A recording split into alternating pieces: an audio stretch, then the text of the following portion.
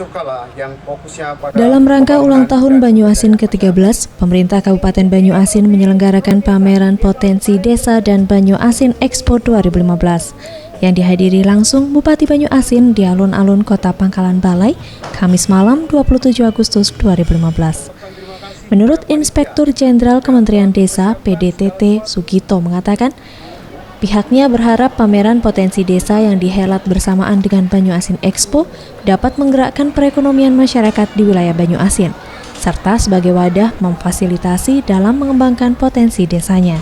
Untuk memberikan forum atau media atau fasilitasi bagi daerah dalam mempromosikan potensi yang dimiliki daerah agar potensi tersebut dapat dikenal masyarakat luas dan diharapkan dapat berkembang di masa yang akan datang. Sementara itu, Bupati Banyuasin, Yan Anton Ferdian mengungkapkan, Banyuasin Expo 2015 tahun ini diikuti berbagai stand lebih banyak dari tahun sebelumnya, yang datang dari 17 kabupaten kota se-Indonesia. Expo dengan acara tunggal. Alhamdulillah, kami sampaikan pada kesempatan kali ini, menyerap juga transaksi keuangan yang cukup banyak bagi pelaku-pelaku ekonomi yang ada, baik itu di Kabupaten Banyuasin ataupun Kota Pangkalan Balai dan sekitarnya.